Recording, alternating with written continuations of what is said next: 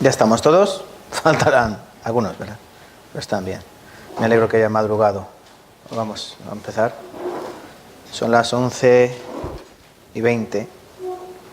Luego cuando se acaba un poco más tarde, el evangelista se enrolla mucho. Que empezamos tarde. Hay que acostumbrarnos a empezar antes, ¿vale? Vale. Vamos a orar lo primero para preparar nuestro espíritu al Señor. Señor Dios, que vives y reinas, Padre Santo, te damos gracias, Señor, por darnos un nuevo día, un precioso día en tu palabra, un precioso día en tu amor y en tu misericordia. Y te damos gracias porque tú nos has dado un nuevo día en nuestra vida en Cristo Jesús, la cual estaba escondida en el Evangelio, el cual revela tu palabra. Por eso te damos gracias, Señor. Te damos gracias y te pedimos que nos guíes un día más a través de la Biblia, que nos guíes a través de tu palabra, que es la verdad. En esta iglesia de Tarancón, donde hay muchas almas, te pedimos, Señor, que tú obres nuevamente para que a través de tu palabra, si todavía quedan almas que todavía, Señor, no han acudido a ti en arrepentimiento y fe, te pedimos que hoy sea ese día en el que tú toques sus corazones. Porque no sabemos cuándo tú obras, pero sabemos que tú obras, Señor. Por eso te pedimos que tengas misericordia de aquellos que todavía andan en el pecado, de aquellos que todavía andan según los deseos del diablo, que aquellos que todavía andan en tinieblas. Que tú, Señor, con tu amor y tu misericordia los traigas a esa luz admirable, la cual eres tú, Señor, tu palabra. Te pedimos por todos los hermanos de esta iglesia, para que todos podamos andar sabiamente, mirando bien los tiempos en los que estamos. Son tiempos peligrosos, el pecado sobreabunda en todos los lugares, pero más tiene que abundar la palabra de Dios. Pero, Señor, nosotros muchas veces estamos callados, estamos como meros espectadores, viendo cómo ocurren cosas, pero ni siquiera somos capaces de mover los labios. Te pedimos que nos des tu poder, que nos des ese amor, sobre todo que nos des valentía para predicar con denuedo tu palabra preciosa. Nosotros no podemos quedarnos así, Señor. Nosotros estamos puestos en este mundo para que seamos luz del mundo. Pero la luz no puede ponerse debajo de la cama. O la luz hay que ponerla en lo alto para que ilumine, para que guíe a todos aquellos que no la conocen. Nosotros somos esa luz, Señor. Por eso te pedimos que nos des esta fuerza. Nosotros, por nosotros mismos, nada podemos hacer. Te pedimos que tú obres en nuestros corazones amedrentados, atormentados, distraídos, apáticos, esos corazones frágiles, débiles. Pero, Señor, sabiendo que nuestro Dios está en los cielos y que de Él emana toda la fuerza, sabremos que todo lo podremos hacer todo lo podemos en Cristo que nos fortalece. Por eso, Señor, clava esta palabra en nuestro corazón para que día tras día nos levantemos de nuestros lechos y podamos clamar que Jesús es el Señor y vivir cada día sirviéndote y dándote siempre todas las gracias, toda la honra y todo el honor por los siglos de los siglos, hasta la eternidad. Y, Señor, te pedimos un día más que en este lugar se predique correctamente tu palabra, que traigas aquí tu Espíritu, Señor, que more tu Espíritu aquí para que podamos guiarnos a través de Él. Te pedimos que obres en nuestros corazones para que escuchemos correctamente, que los problemas del mundo se queden en la puerta, Señor, y que en este lugar solo estemos centrados 100% en tu verdad, en tu camino y en tu vida. Muéstranos, Señor, lo que quieres para nosotros. Y ayuda también al que predica, porque aunque sean unos labios imperfectos, un corazón imperfecto, Señor, tu palabra es perfecta, tu palabra es verdad. Ayúdanos, Señor, te lo pedimos. En el nombre de Jesucristo y para su gloria. Amén y amén. Ay, perdón. ¿Me dan un segundo? Salúdense otra vez.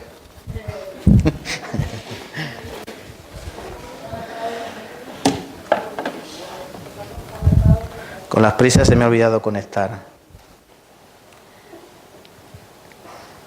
Estos son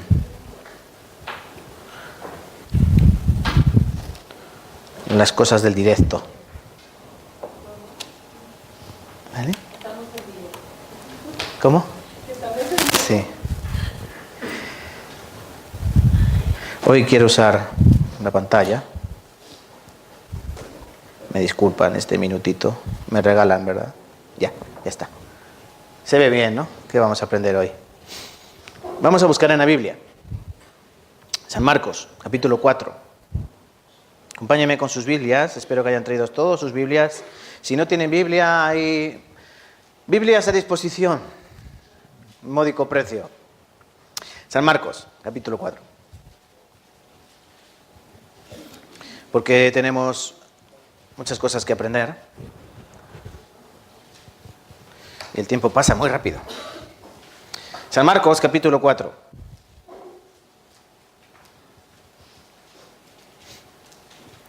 Vamos a leer versículos 26 al 29. Es la parábola del crecimiento de la semilla. ¿Cómo crece? ¿Cómo debe crecer la vida cristiana? ¿Cómo debemos andar? La semana pasada estuvimos desarrollando un seminario bíblico, ¿verdad? ¿Seminario bíblico para qué se hace? En primer lugar, para que las personas conozcan la verdad, conozcan la Biblia, desde Génesis hasta Apocalipsis. Aunque no la conozcamos en plenitud, pero sí un pequeño bosquejo. Eso es lo que hacemos en el seminario, ¿verdad? Vemos unas pocas pinceladas, luego tenemos toda una vida cristiana para aprender la palabra de verdad. Pero en el seminario bíblico lo que se pretende fundamentalmente es que las personas pasen de muerte a vida. Para eso hay que entender que uno nace muerto espiritualmente. Por eso no podemos entender las cosas del espíritu. Terminamos el seminario viendo cómo Dios ha obrado, Dios ha manifestado a los hombres para salvación a todos los hombres. Dios abre de par en par las puertas del cielo para que todo aquel que quiera entrar, entre.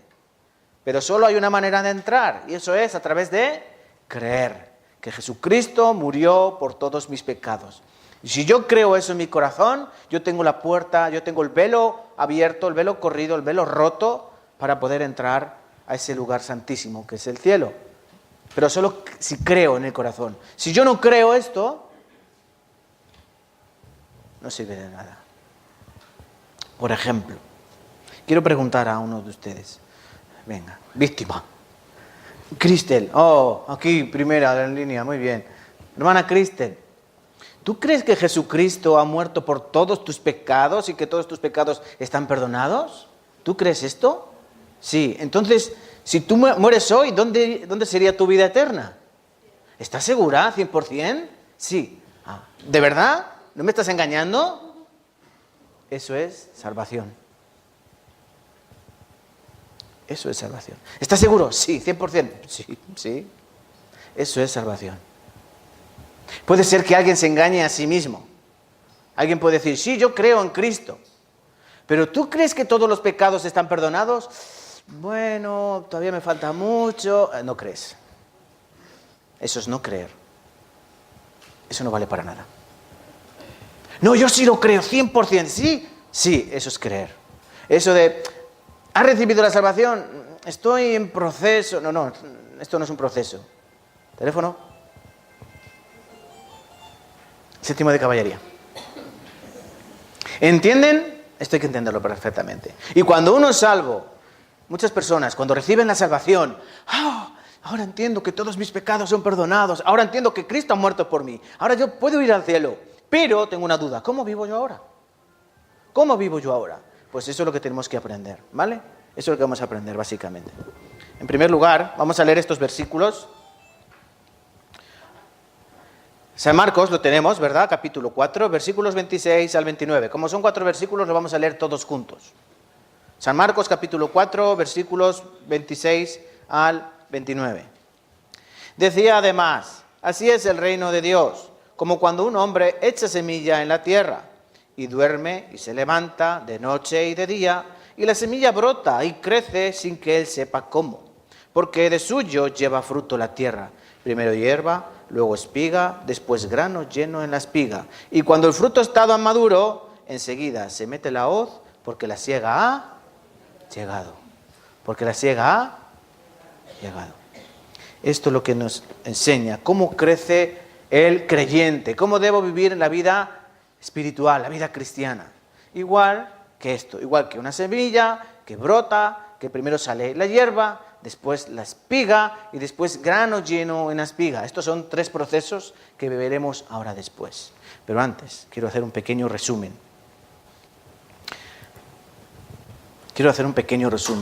Porque de verdad quiero enlazar lo del domingo pasado, la salvación, la quiero enlazar con la vida cristiana y puede ser que Dios tenga misericordia hoy y toque el corazón de alguna alma que todavía está muerta en Cristo. ¿Vale? Entonces, por favor, si todavía no voy a volver a preguntar, que levanten la mano. Solo lo sabemos en el corazón, quién tiene salvación y quién no. Entonces, por favor, atentamente, vamos a ver esto. Yo lo expliqué la semana pasada, ¿verdad? Y un día, os prometo que voy a dedicar toda la predicación, todo el sermón, lo vamos a dedicar a estudiar el tabernáculo, para ver perfectamente cómo Dios obraba, cómo Dios obró y cómo Dios sigue obrando, ¿vale? Pero vamos a ver primero esto. ¿El tabernáculo qué era? El tabernáculo es el medio que Dios impuso al hombre, estamos hablando del Antiguo Testamento, para el perdón de los pecados. El hombre va a cometer pecado porque es hijo de pecado, ¿verdad? Y cuando el hombre cometa pecado, ¿cómo puede estar en paz con Dios? Dios dijo de esta manera, sangre, ¿verdad? Levítico, capítulo 17, versículo 11. Yo os he dado la vida de la carne, la sangre está. Y yo os la he dado para hacer expiación por vuestras almas. Y la misma sangre, ¿no? La sangre hará expiación de la persona, del alma.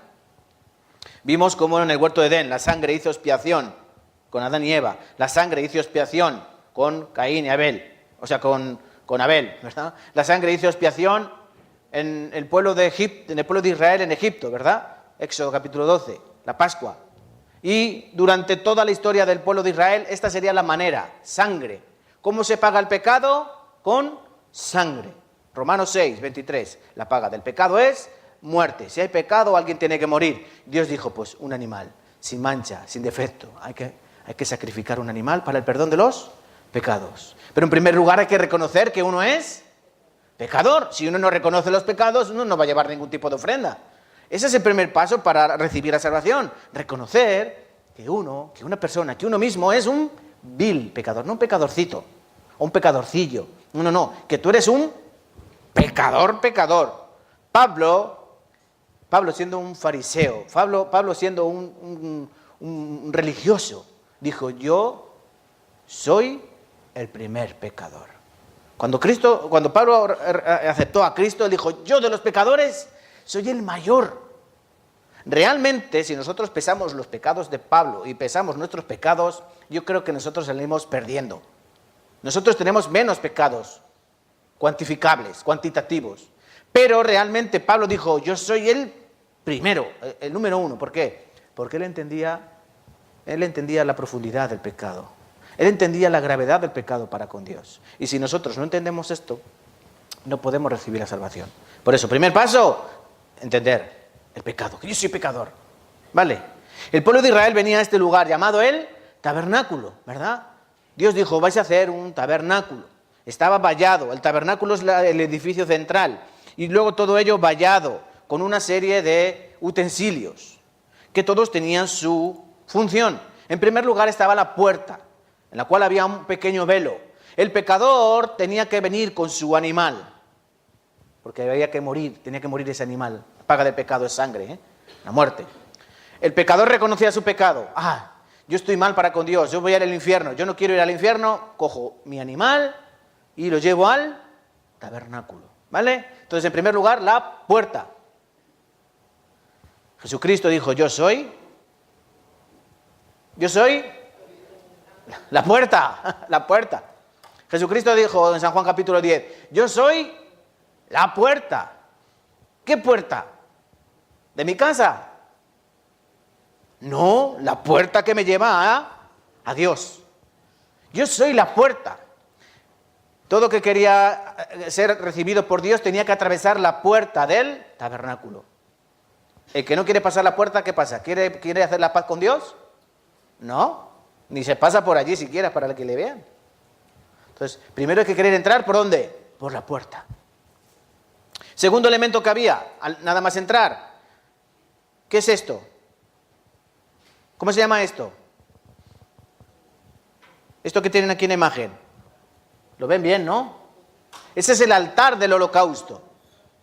Estaba nada más entrar. ¿Ahí qué se hacía? Ven, cogían al animal, lo desangraban y ahí el animal era descuartizado y sacado las entrañas y la carne era puesta en el fuego. Olor grato a Jehová.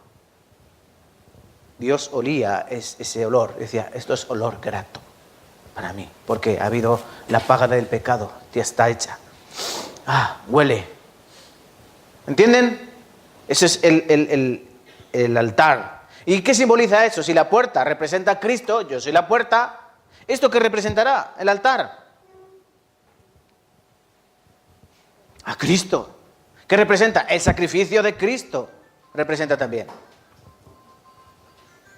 Pongan en silencio, por favor. Miren, vamos a buscar rápidamente 1 de Pedro, capítulo 3.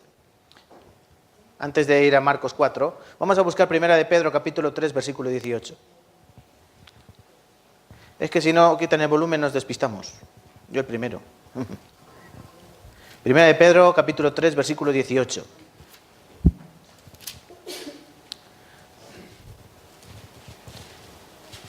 Primera de Pedro, capítulo 3, versículo 18. Porque también Cristo padeció una sola vez por los pecados, el justo por los injustos, para llevarnos a Dios, siendo a la verdad muerto en la carne, pero vivificado en espíritu. Cristo padeció ¿cuántas veces? Una sola vez. Cristo padeció una sola vez por los pecados, el justo por los injustos. ¿Quién es el justo? Cristo. ¿Quién son los injustos? Nosotros. Por eso el justo murió por los injustos. Romanos lo dice así, ¿no? Dice, ¿cuántos morirían por un justo? Dice, alguno muriera por el bueno, pero Dios muestra su amor para con nosotros, en que siendo aún pecadores, Cristo murió por nosotros. Este altar del holocausto representa a Cristo. La puerta es Cristo. El altar del holocausto representa a Cristo. ¿Y después qué había? La fuente. La fuente donde el sacerdote se tenía que lavar la sangre, ¿verdad? El sacerdote, después de despellejar, o sea, de descuartizar al animal, sacarle las entrañas, hacer todo este ritual, recuerden, era un ritual, una sombra. ¿Qué tenía que hacer? Lavarse, había que lavarse, antes y después. Eso era purificarse, porque el agua ¿qué hace? Limpia, purifica, eso es el agua, ¿verdad? ¿Y qué representa aquí el agua? La sangre de Cristo. La sangre de Cristo. En 1 de Juan, dice, la sangre de Cristo nos limpia de todo pecado. 1 de Juan capítulo 1, ¿verdad? La sangre de Cristo nos limpia de todo pecado. Y en Apocalipsis capítulo 1, versículo 5, dice, el que nos lavó. ¿Con qué? No con lejía ni con jabón, sino con su propia sangre. ¿Quién nos lavó? Cristo nos lavó con su sangre. Por eso la fuente representa la sangre de Cristo. ¿Entienden? Este es el tabernáculo. Se ve bien, ¿no? La puerta. Aquí no, esperen, es que aquí lo veo de un color y ahí sale otro color. Y eso es porque esto no está bien enchufado.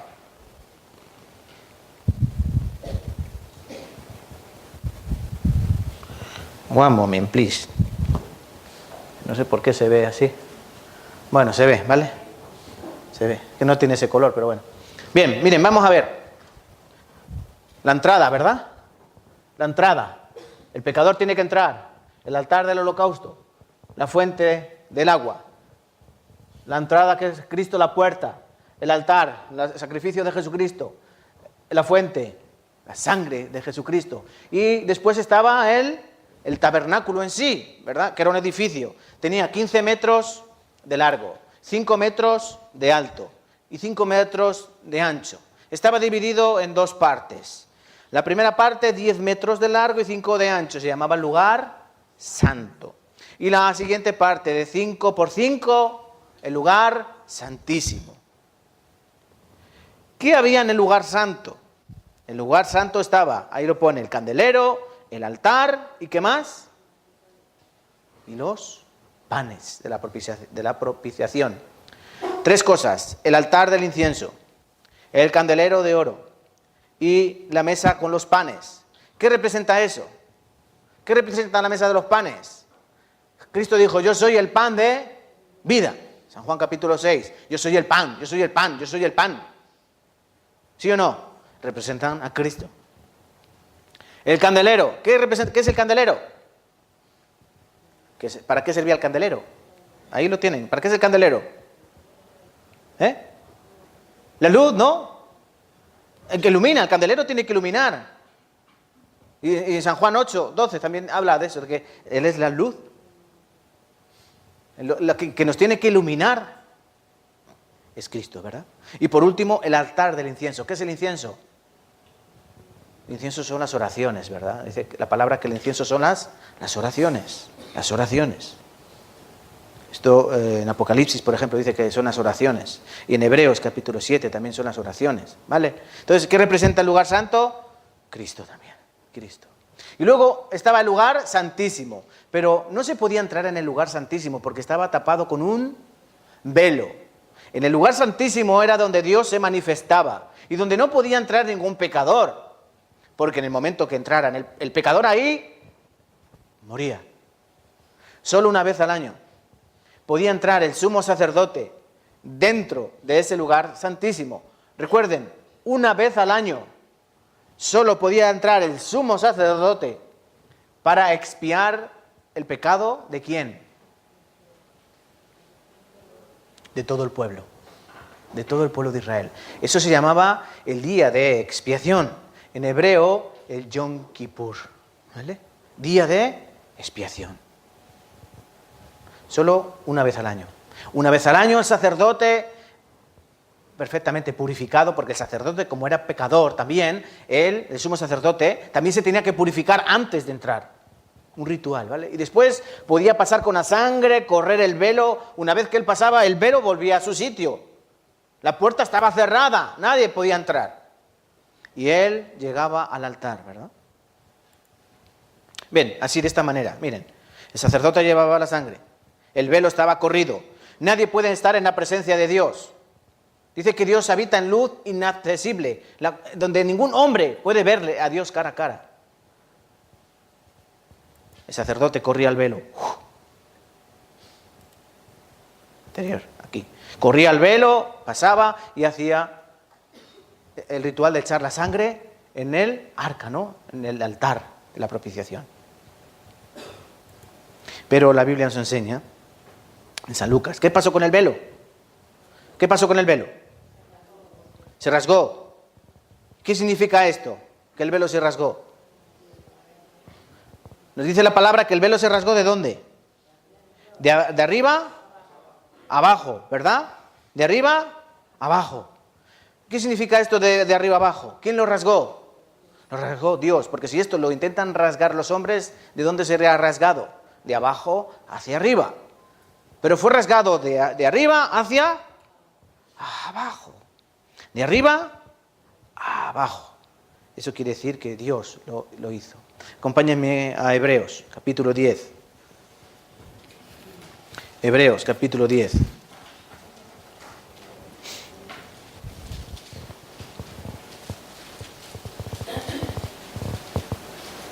Este lugar siempre estaba cerrado. Es en Marcos 15, nosotros buscamos Hebreos 10, en Marcos 15, versículo 37 al 38, es donde nos cuenta que después de que Cristo muere, el velo del templo se rasgó. Hubo un gran terremoto y el velo se rasgó de arriba a abajo. En ese mismo momento que Cristo expiró y sus últimas palabras fueron, consumado es, ha todo terminado, y expiró, el velo se rasgó. ¿Qué significa esto?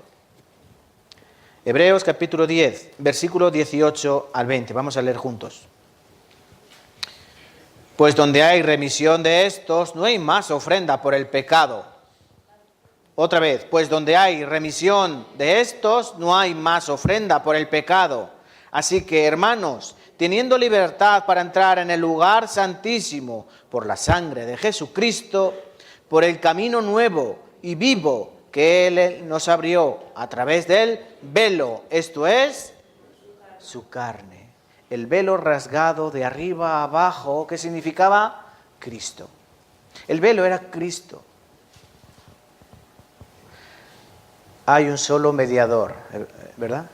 Hechos, ¿no? Nos enseña que hay un solo mediador entre Dios y los hombres, Jesucristo, hombre. Hay un solo nombre dado a los hombres, Jesucristo. Hay un solo mediador, no María. María no es intercesora. Nos enseñan que María es la intercesora. No, es Cristo, es un solo mediador, Jesucristo. Fue Cristo quien murió por ti, no María. No la Virgen María no murió por nadie, murió ella sola. Cristo murió por todos. Esto hay que entenderlo. Cristo era el velo. Y por eso el velo fue rasgado. El cuerpo de Cristo fue rasgado. ¿Para qué? Para que a través de Él, esto es, de Él, de su sangre, de su carne, todos tengamos un camino nuevo, vivo. Cristo vive. Él nos abrió a través del velo, esto es, su carne. Por eso el velo fue rasgado. Y cuando fue rasgado el velo, ¿qué pasó con el lugar santísimo? Quedó descubierto. El lugar santísimo quedó abierto, el velo se rompió. Y el lugar santísimo quedó a exposición para que todo aquel que en él cree pueda ir a Dios. Un camino, dice, nos ha abierto.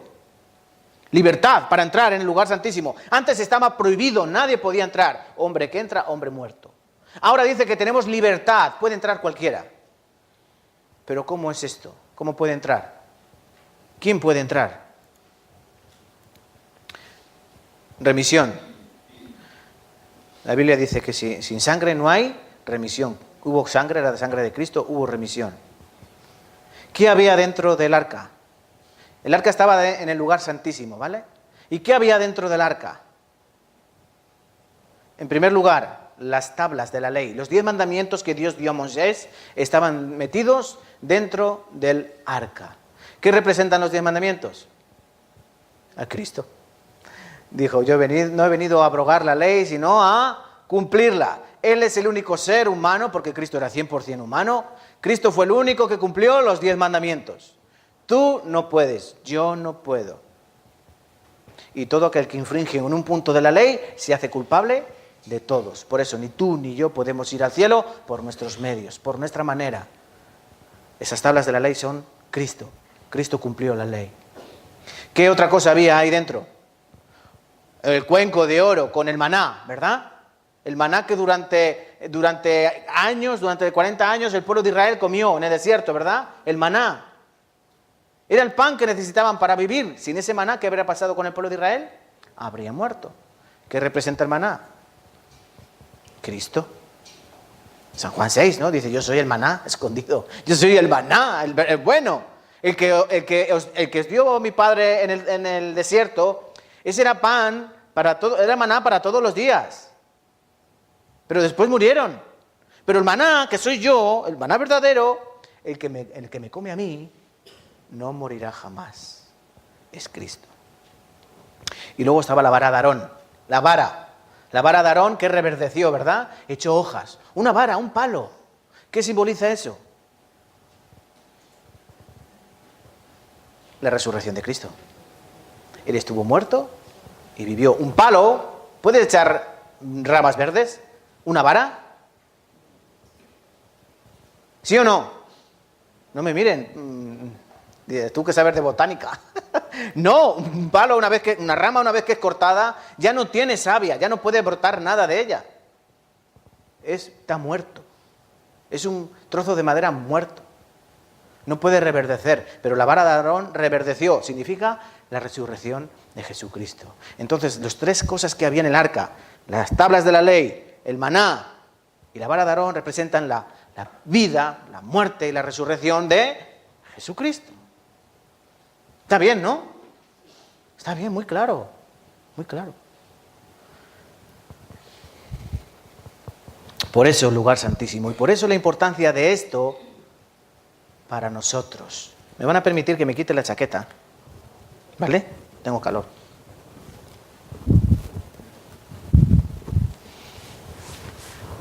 Es la pasión. Vale. ¿Por qué? ¿Para quién es importante esto del tabernáculo? ¿Es importante? ¿Sí o no? ¿Cuánto? Muchísimo. Ah, pero esto fue hace muchos años, miles de años. No. Esto es importante para ti, para mí, hoy. Porque esto nos representa también la vida espiritual, la vida cristiana. Esto representa. Último detalle.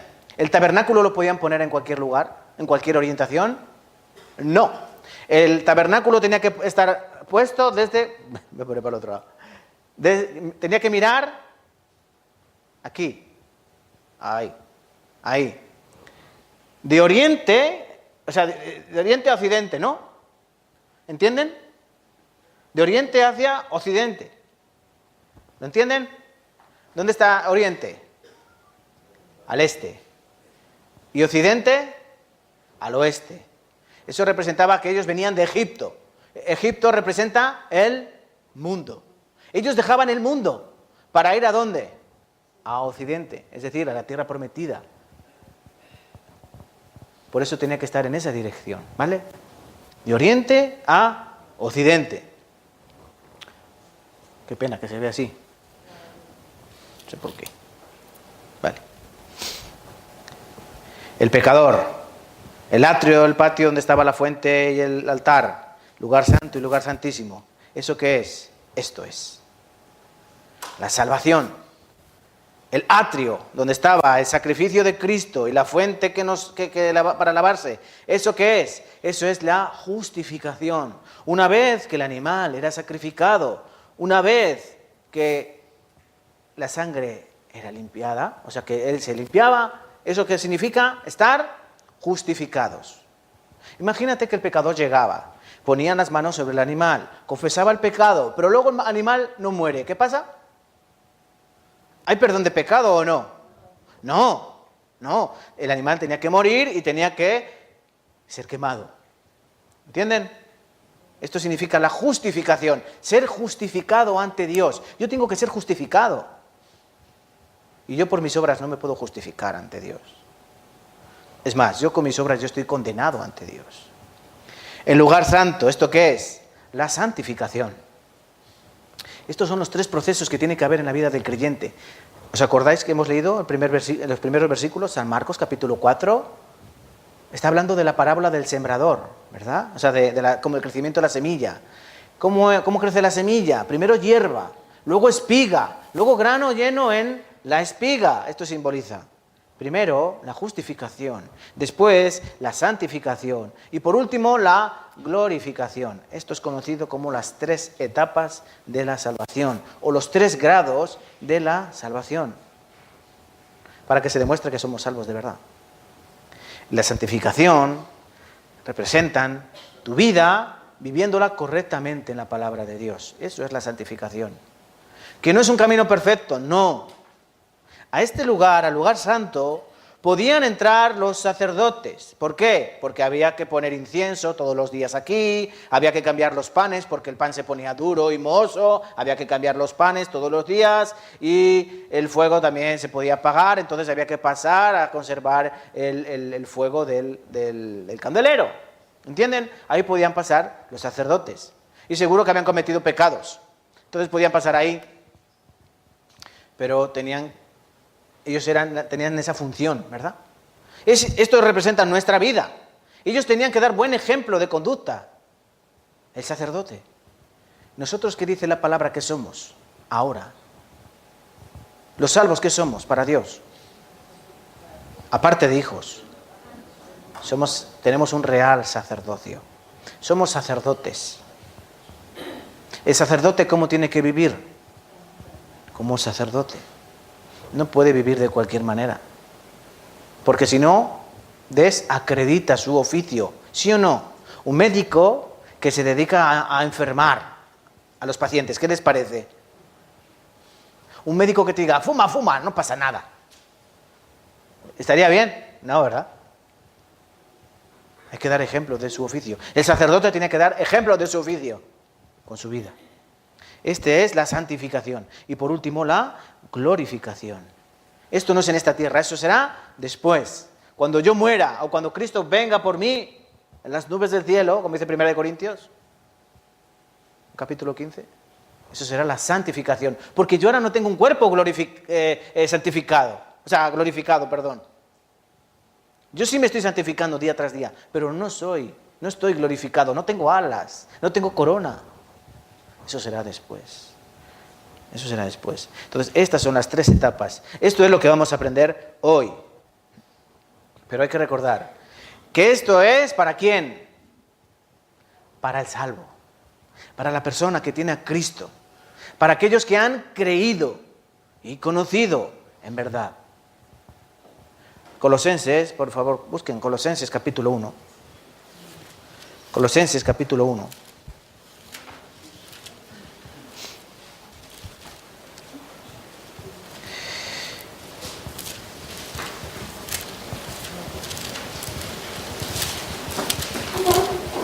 Colosenses capítulo 1.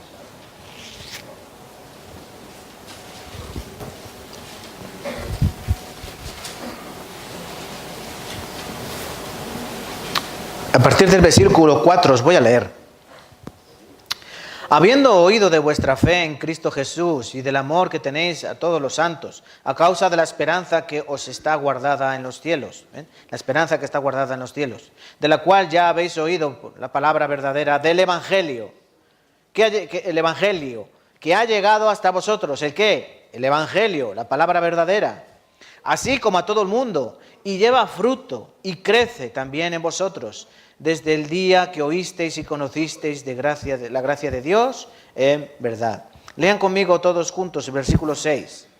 Que ha llegado hasta vosotros así como a todo el mundo, y lleva fruto y crece también en vosotros, desde el día que oísteis y conocisteis la gracia de Dios en verdad. Aquí hay 2 cosas muy importantes. Oísteis y conocisteis. No solo es oír. La fe es por el oír. Pero no se trata solo de oír. Se trata de conocer. Oír y conocer. Y después de oír y conocer, ¿qué viene? El creer. ¿Quién podía entrar al tabernáculo? El que creía esto. El que había oído que Dios perdonaba de esta manera, el que lo había creído, porque si yo no me lo creo, no voy a ir a hacer el paripé con un animal, ¿entienden? Si yo lo he oído y yo lo conozco, no voy a ir perdón la expresión, a hacerle tonto, no. Entonces yo lo conozco, y como lo conozco, lo creo. Y esto tiene que quedar claro. Si yo no creo en esto, yo no quiero entrar. Yo lo conozco, sé que está ahí.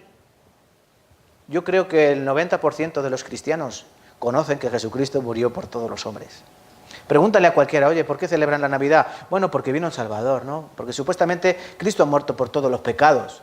Pero bueno, ¿pero tú lo crees? No. ¿Por qué? Pues porque tengo miedo de ir al infierno, porque cometo pecados de vez en cuando, porque entonces yo lo intento, pero eso es no creer. Eso es no creer. Es muy claro, ¿a que sí? No quiero preguntar, me gustaría preguntar, no quiero. Venga. Entonces hay que aprender esto. Miren. Hay cosas muy importantes que aprender. Lo voy a apuntar aquí en la pizarra, para que lo puedan apuntar. Esto lo explicamos para que lo apunten, en casa lo estudien. No se queden solo con el eco de hoy, mi voz aquí retumbando, sino luego en casa, por favor, estudien la palabra, estudien los apuntes. Es muy importante. Hay que estudiar la lección del cole, ¿no? Hay que estudiar la lección.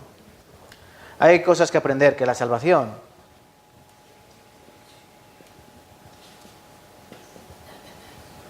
La salvación. ¿Qué es la salvación? La salvación es el perdón de los pecados. Eso es la salvación. Eso es ser salvo. El carcelero dijo a Pablo, ¿cómo puedo ser salvo? Pablo le dijo, cree ¿en quién? En Santa Claus.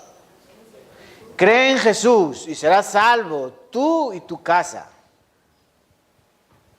¿Y cómo creyó? Dice que después, cuando salieron de la cárcel, porque ¿se acuerdan que hubo un terremoto donde todas las puertas y los grilletes se cayeron? Después Pablo escapó y predicando a este hombre, y Silas, predicando a este hombre, a este carcelero, dice que les predicaron la palabra de Dios y creyeron, ¿verdad? Muchos creyeron. Eso es recibir la salvación. Escuchar la palabra de Dios y decir, claro, ahora no entiendo. Cristo murió por mis pecados. Yo ya no tengo que ir al cielo. Está todo pagado. Cristo dijo, consumado es. Eso es la salvación. Perdón de pecados, vida eterna, vida eterna. El creer esto es recibir la salvación. Pero aquí hay que aprender una cosa. Bueno, hay que aprender muchas. En primer lugar hay que aprender que hay una cosa que se llama la posición. Y otra cosa que es la condición. Lo han leído, ¿no? Para eso lo he puesto. Posición y condición. Posición y condición. Es decir, ¿cuál es mi posición? ¿Y cuál es mi condición? Es totalmente diferente. ¿Cuál es mi condición? ¿Cuál es mi posición en relación a Cristo? Porque yo solo tengo dos posiciones. O soy de Cristo, o soy del diablo. Muy fácil, ¿no? Solo dos. O soy de Cristo, o soy del diablo. Entonces yo tengo que saber cuál es mi posición. Y otra cosa que tengo que entender es cuál es mi condición. ¿Esto qué quiere decir la condición? Perdón. ¿Qué quiere decir la condición? ¿Lo saben? ¿En qué lugar me encuentro? En el presente. ¿Cómo está ahora mi condición? Ahora mismo. En el presente. Lo voy a explicar para que lo entendamos mejor. Brevemente. Posición. Cielo o infierno. O eres hijo de Dios o eres hijo del diablo. Pero la condición. Si tú eres hijo de Dios, tú puedes tener dos condiciones, gloria o vergüenza. Va a haber personas que estén en el cielo y que tengan vergüenza porque serán reprendidos. Porque han llevado una vida cristiana incorrectamente. Porque no han llevado una vida cristiana bien, fiel. No perfecta, no. Sincera. Por eso en la condición puede haber gloria o puede haber vergüenza. Yo creo que aquí hay muchos salvos, pero no todos están viviendo conforme a Cristo. Y yo creo que no me equivoco. Porque la altura de Cristo es muy alta. Y tenemos que servir a Cristo, 100%. Pero algunos no sirven a Cristo ni el 5% de su vida. Por eso recibirán vergüenza. Otros están dedicando su vida. ¿Pablo qué recibirá? ¿Gloria o vergüenza? ¿Qué recibirá? Gloria. En 1 Corintios hay un joven, capítulo 5, hay un joven que está... ¿Qué está haciendo? Acostándose con la mujer de su padre. ¿Y qué dice Pablo? Ese no es salvo. ¿Pablo dice eso? Pablo no dice que no sea salvo, dice ese que se ha echado fuera, que se ha echado de la iglesia. ¿Para qué? Para que su cuerpo sea destruido a fin de que sea salvo en el día del Señor Jesucristo. Ese era salvo, pero estaba viviendo de una forma incorrecta. Por eso Pablo dice que se ha echado fuera para que muera. Dios puede castigar con la muerte o con enfermedad.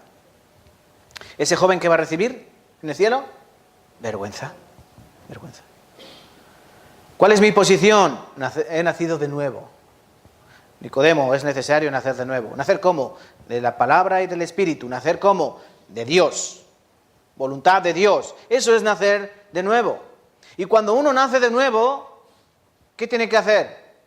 Los padres que han tenido hijos, ¿qué piden a su hijo? Nada más nacer. A ver si eres un buen estudiante, ¿eh? No me reproches, no me contestes, ni digas malas palabrotas. ¿Dicen eso a sus bebés? No le dicen nada, solo esperan que crezcan sanos. Solo eso. Guerra van a dar, pero que crezca sano, que no esté enfermo. Por eso es crecer dignamente. ¿Dios qué quiere de sus hijos? Que crezcan, que crezcan.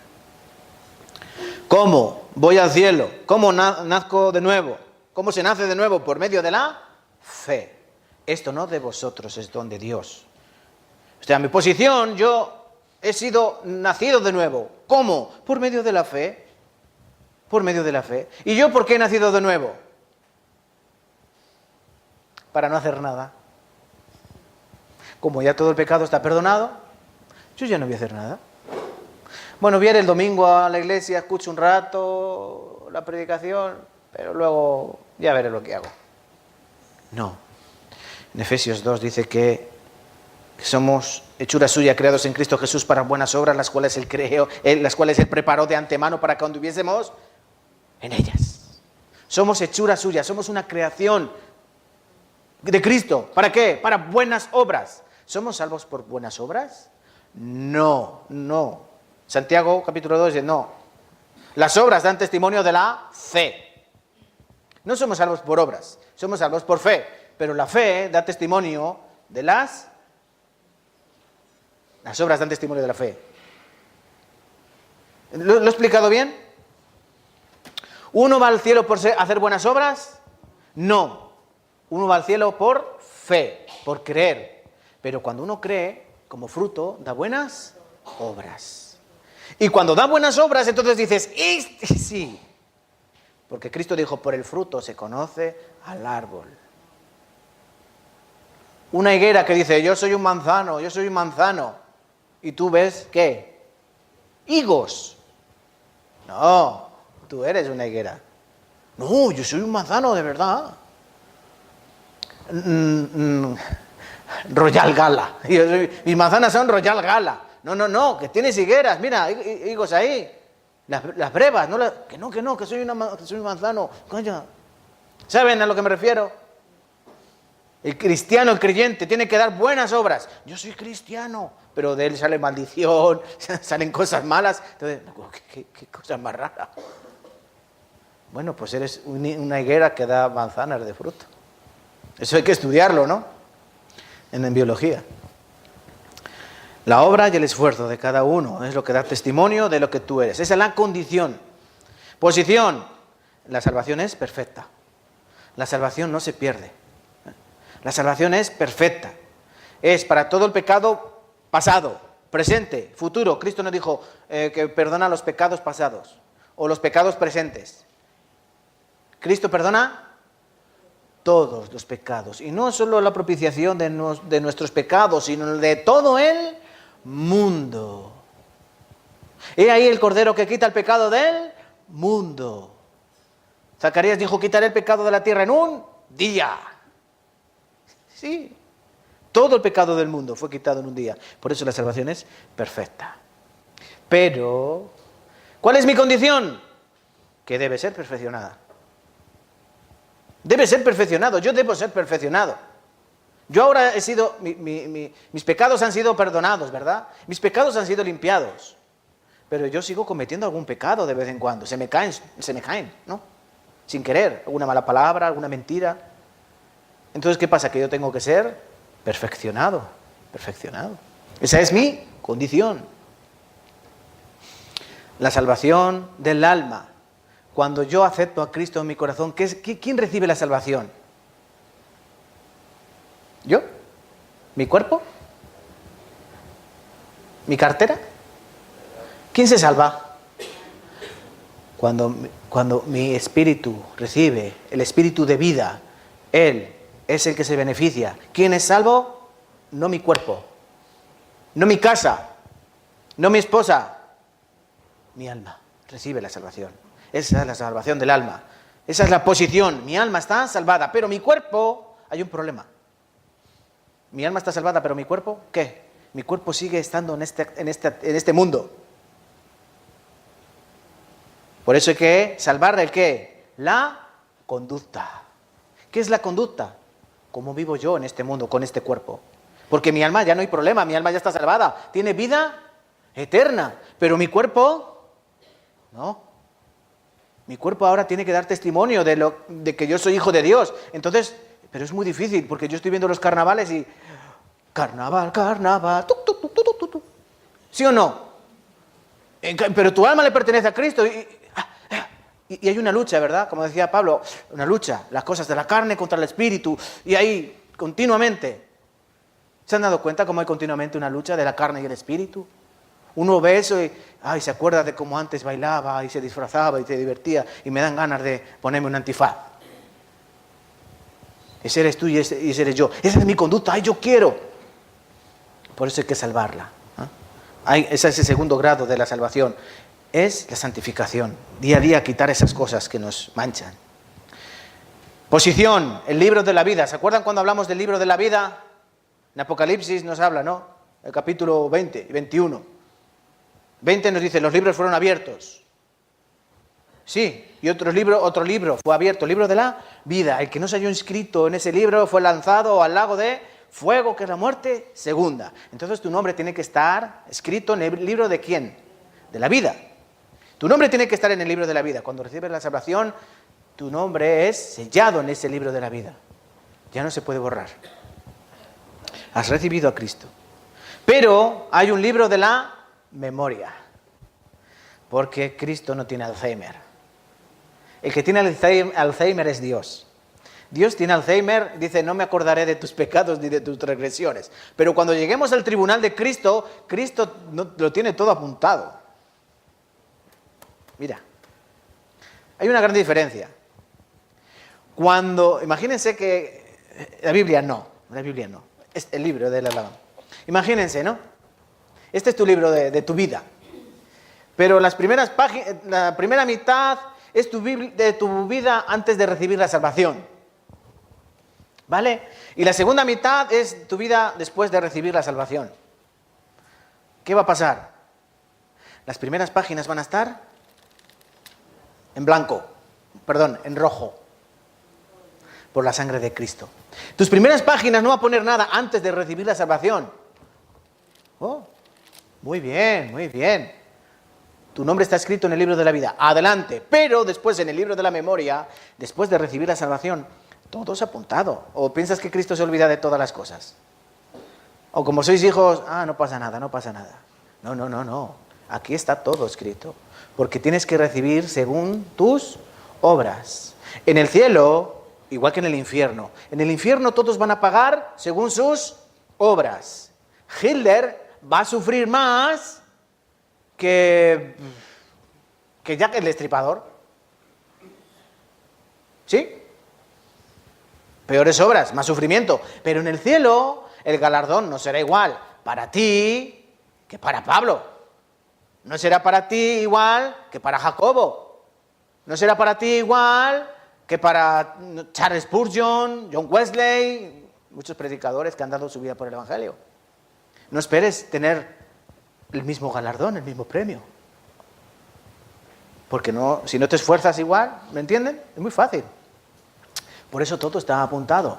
Unos serán avergonzados, has llevado una vida espiritual un poco mediocre, justo por los pelos. Y otros serán alabados en presencia del Señor. Muy bien, siervo fiel. Sobre poco te puse, lo mucho. Sobre poco fuiste fiel, sobre mucho te pondré. Entra al gozo de tu Señor. Por eso hay un libro de memoria. La posición, yo recibo el Espíritu de Dios. Cuando una persona recibe la salvación, no recibes un ticket, no recibes algo que no se ve. Tú recibes el Espíritu de Dios. Recibimos el Espíritu de adopción, por el cual podemos decir, Abba, Padre. Cuando uno recibe la salvación, es algo más. Recibes al mismo Cristo. Pero, esa es la posición. Pero, anda en el Espíritu. ¿Andas en el Espíritu o andas en la carne? Hay que tener cuidado con esto. Porque si tú has recibido el Espíritu de Dios, tú tienes que andar como el Espíritu de Dios te indica. Andad en el Espíritu. Dijo Pablo, ¿no? Andad en el Espíritu. ¿Qué quiere decir? Que tienes que andar conforme al Espíritu de Dios. No satisfagáis los deseos de la carne. Los deseos de la carne son contra los del Espíritu. Los del Espíritu son contra la carne, de forma que estos se hacen oposición el uno al otro. Tú no puedes andar conforme a la carne y decir que sirves al Espíritu. Eso es una incoherencia. No tiene sentido. Por eso hay que andar según el Espíritu. Esa es mi condición. Yo tengo que andar mi vida cristiana con mi cuerpo de carne en Espíritu. Mi posición no se pierde. El hijo no deja de ser hijo. Hermano Sema, ¿sus hijos alguna vez dejarán de ser sus hijos? aunque hagan algo malo, malísimo, aunque sean Jonathan, un psicópata asesino en serie, ya no eres mi hijo. No, es su hijo. Es su hijo. Claro, es su hijo. Dios dice, tú eres mi hijo, para siempre, eternamente. Ah, no, hoy no eres mi hijo. Por ejemplo, las iglesias pentecostales, la salvación se pierde, eso enseñan. La salvación se pierde. Entonces quiere decir que Dios un día te dice, hijo mío, y otro día te dice Dios, vil pecador, gusano. ¿Es así, Dios? Un día eres su hijo y otro día eres su enemigo. No. El pecado que hace en nuestra relación con Dios daña la relación. Hermana Mayra tiene 2 hijos, ¿verdad? Sus hijos hacen algo malo con la hermana Mayra. ¿Y ella qué dice? Ya no sois mis hijos. No. Siguen siendo sus hijos. ¿Pero qué relación tienen? Buenos días, Anthony. Antonito. Mamá, ¿me haces la comida? Hátela tú. La relación va a estar ¿cómo? La relación va a estar ahí, dañada. ¿Por qué? Porque ha ofendido a su mamá. Mamá, lávame la ropa. Ahí tienes el detergente y la lavadora, sabes que está enchufada. Háztelo tú. La mamá no quiere ayudar. ¿Por qué? Algo está mal. Eso quiere decir, no puedes, dice, la salvación no se pierde, pero cuando uno no anda correctamente, no puede ser usado por Dios. Dios, sí, eres su hijo, pero te está mirando así. ¿No han mirado nunca hacia sus hijos?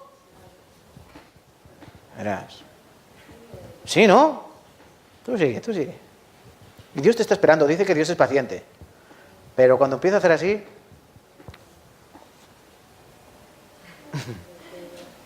Eso es un padre. Hay que tener cuidado. Esa es mi condición.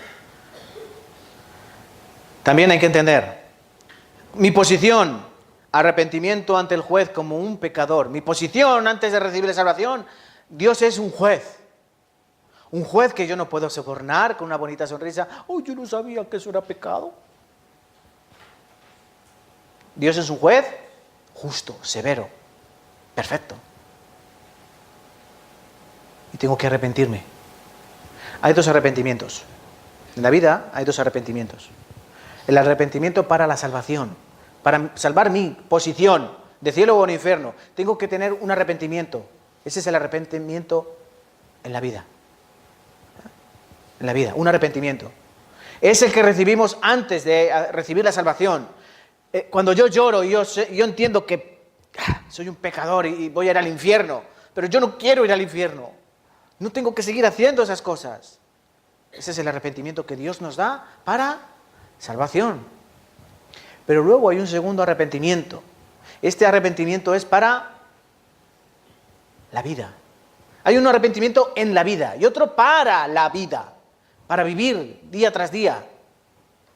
¿Cuál es este? Yo he recibido la salvación, pero he cometido un pecado. Yo he peleado con un hermano de la iglesia. ¿Qué tengo que hacer? Confesarlo. En primer lugar, pedirle perdón al hermano. En segundo, ir a Dios y orar. Señor, yo he pecado.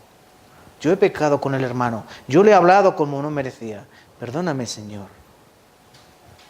Por eso en primera de Juan dice, la sangre de Jesucristo, su Hijo, nos limpia de todo pecado. ¿De qué pecado nos limpia? Si supuestamente el pecado está todo perdonado, ¿no? Sí, pero nos limpia del pecado de día a día. ¿Nos lo limpia de dónde? De nuestra forma de vida, de nuestra conducta, de nuestra condición. ¿Entienden? Es muy diferente esto. El arrepentimiento para con Dios, ese nos salva de la condenación del fuego eterno. El arrepentimiento al día a día, ese es como el arrepentimiento que nos ayuda a vivir correctamente en la vida cristiana. Son muy diferentes y los 2 son necesarios. La persona que no se arrepiente por las noches, ora y pidiendo a Dios que quite las cosas malas que hay en su vida, es porque no entiende el camino hacia Dios, que es la santificación. Y por último, la libertad eterna. Nosotros hemos sido liberados. Vamos a buscar en la Biblia para que no se duerman. Hebreos capítulo 12, por ejemplo. Hebreos 12, o sea, 9, versículo 12. Hebreos 9. Quiero que lo entiendan bien. Es que, ¿tienen calor? Yo es que estoy sudando. Si pueden apagar una calefacción, porque es que el calor hace que algunos hagan así, se les cierren los ojos. Calor, yo prefiero frío, están despiertos. Hebreos 9, versículo 12. Dice, no por sangre de machos cabríos, ni de becerros, sino por su propia sangre, entró una vez para siempre en el lugar santísimo, habiendo obtenido eterna redención. ¿Esto qué es? Es la redención. ¿Se acuerdan? La semana pasada expliqué. Ser redimido es ser liberado. Redimir se utilizaba con la palabra cuando comprabas a un esclavo. Cristo nos compró con su propia sangre. Por eso, una vez para siempre nos han liberado. Una vez para siempre. Una vez. Romanos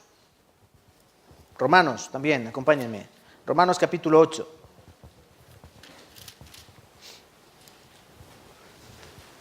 Romanos capítulo 8, versículo 2.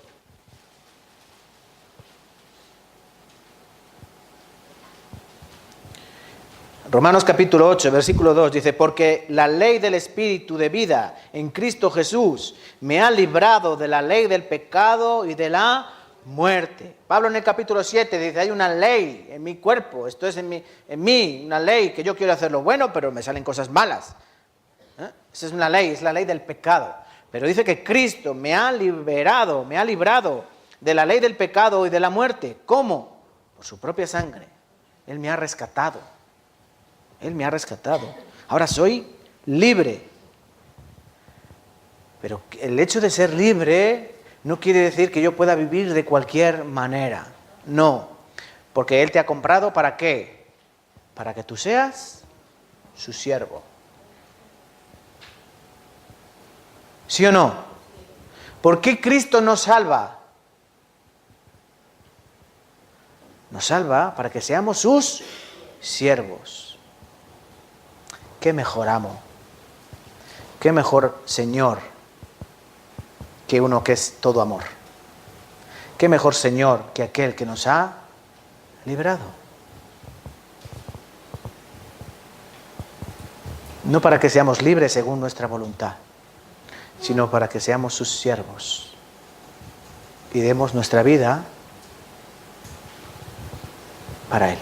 Eso es mi condición. Esa tiene que ser mi condición. Eso es la santificación, o sea, justificación, la santificación y la glorificación. Le voy a dejar esto aquí, por si acaso algún hermano lo quiere apuntar. Vamos a ver en primer lugar. Segunda de Corintios, capítulo 10. Segunda de Corintios, capítulo 1, versículo 10.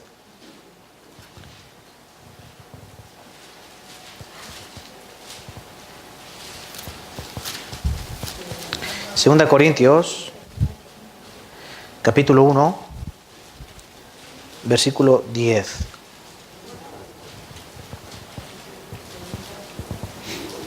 Segunda de Corintios, capítulo 1, versículo 10. Quiero que lean los caballeros, por favor, los hombres.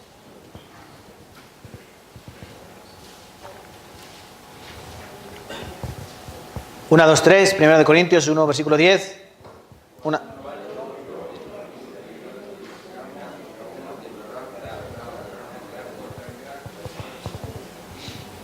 Bueno, no me he enterado, pero vale. El cual nos libró y nos libra, y en quien esperamos que aún nos librará de tan gran muerte. ¿Esto qué significa? ¿Qué significa que Cristo, porque aquí está hablando de Cristo, el cual nos libró, nos libra y nos librará de tan grande muerte? ¿Qué significa? Estas son las tres etapas de la salvación. Nos libró, ¿de quién? Nos libró de la ira de Dios. ¿Nos libra de qué? Nos libra de la presencia del pecado en nuestras vidas. Día tras día nos limpia. Nos limpia. Y nos librará. ¿Qué significa nos librará? futuro. Estos son 3 etapas, 3 partes. Justificación, santificación, glorificación. Repiten conmigo. Justificación, santificación y glorificación. ¿Vale? Ahora vamos a volver al texto principal. Marcos capítulo 4. Porque tenemos que aprender. Se me ha ido casi la hora. Marcos 4. ¿Cómo debe crecer una persona salva? ¿Cómo debe vivir un hijo de Dios? Marcos 4. Aquí hay una serie de parábolas ya conocidas como las parábolas del reino. La del sembrador, la parábola de la semilla, la cizaña, muchas, ¿vale? Nos enseñan cómo crece el reino de Dios en la tierra y cómo debe crecer su reino, cómo se expande. Decía además, así es el reino de Dios, como cuando un hombre echa semilla en la tierra y duerme y se levanta de noche y de día. La semilla brota y crece sin que él sepa cómo, porque de suyo lleva fruto la tierra. Primero hierba, luego espiga, después grano lleno en la espiga, y cuando el fruto está maduro, enseguida se mete la hoz porque la siega ha llegado. Un sembrador que sale a sembrar y la semilla cayó en buena tierra, ¿verdad? ¿Se acuerdan de la parábola del sembrador? Está en Marcos 4. Dice que un sembrador salió a sembrar, parte de la semilla cayó en el camino, los pájaros se la comieron. Otra parte cayó entre pedregales, ¿verdad? ¿Y qué pasó? No tenía raíz. Otra entre espinos, los espinos la ahogaron. Pero parte de la semilla cayó, ¿dónde? En buena tierra, y dio fruto a 30, 60 y a 100 por uno. Esto es el creyente, la persona que recibe la salvación. Que la palabra cae en buen corazón, en buena tierra. Y una vez que cae la palabra, ¿qué pasa? Pues mira, que crece. ¿Cómo? El labrador dice que no sabe cómo. Dice, el reino de Dios, el crecimiento espiritual, es como cuando un hombre echa semilla en la tierra y duerme y se levanta de noche y de día. ¿Han visto algún agricultor que vaya todos los días al campo a ver? ¿Se imaginan?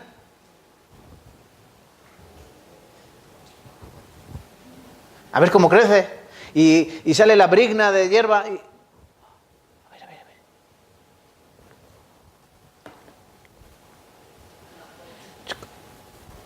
¿A que no han visto ningún labrador así? ¿Qué hace el labrador? Siembra, ¿no? ¿Y luego qué hace? A ver si llueve. Y se va a su casa y duerme y se levanta. A ver si llueve. Y duerme y se levanta. A ver si hace sol hoy. Agua y sol, ¿no? ¿Para qué? Para que crezca. Y ve, va creciendo, va creciendo. Pero él no pasa la noche viendo cómo crece. Solo sabe que al día siguiente, cuando llega, ha crecido un poco. Yo en el patio de mi casa tengo unos rosales. La semana pasada no tenían ni una hoja. Estaban podados, yo los podé. Pero van ahora, yo hay un montón de hojas. Es más, hasta tienen pulgón. He tenido que echar producto para el pulgón. Pero yo no he visto cómo salían las hojas, pero en una semana ya tienen un montón de hojas. Yo no sé cómo. ¿Por qué? Pero de suyo lleva, que ya empieza a hacer sol, yo las he regado, entonces, de suyo lleva que el rosal eche hojas. Pues dice que aquí de suyo lleva. Esto es como el crecimiento. No sabemos cómo, pero crece. Si crece, ¿qué quiere decir? Que está vivo. Eso se llama justificación. Has pasado de muerte a vida.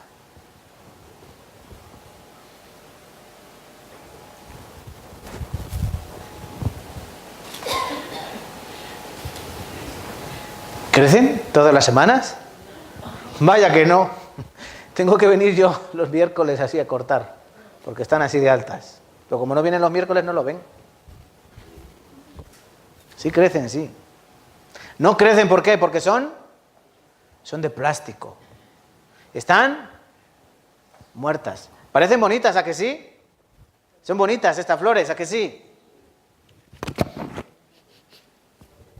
Huelen fatal. Huelen a polvo. Huelen a algo muerto.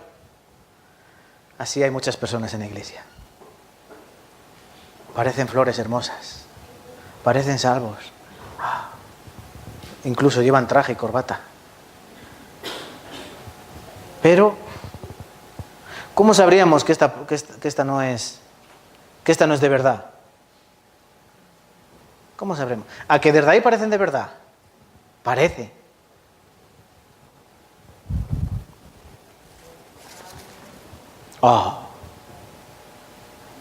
Es de mentira. ¿Por qué? No tiene raíz. Está cortada. ¿Podrá llevar fruto? Está muerta. ¿Entienden a lo que me refiero? Si no hemos sido justificados, no tenemos vida. Estamos muertos. Que nosotros queremos ser flores, sí. Queremos ser hijos de Dios, pero no tenemos raíz. No creemos en Cristo 100%. No, yo pienso que todavía tengo que quitar algunas cosas de mi vida y entonces ya. No se trata de eso. Porque entonces nunca vas a recibir la salvación.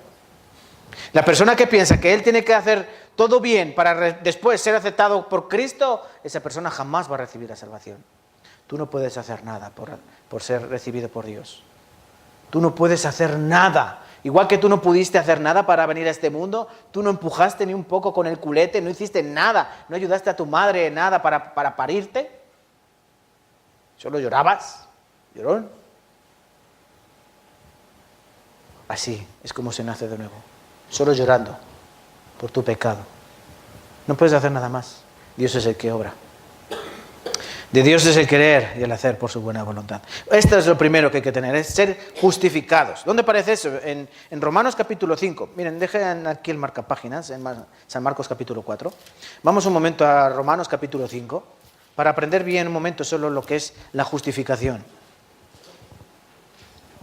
Romanos capítulo 5. Bueno, en primer lugar, Romanos capítulo 3. Porque ¿qué es la justificación?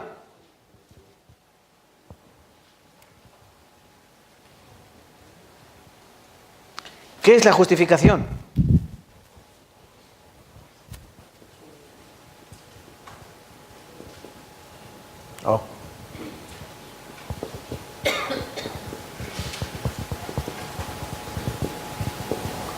¿Qué es la justificación?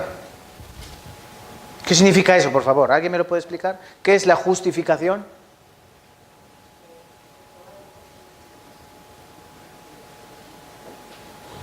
Yo el otro día falté al trabajo. No fui a trabajar.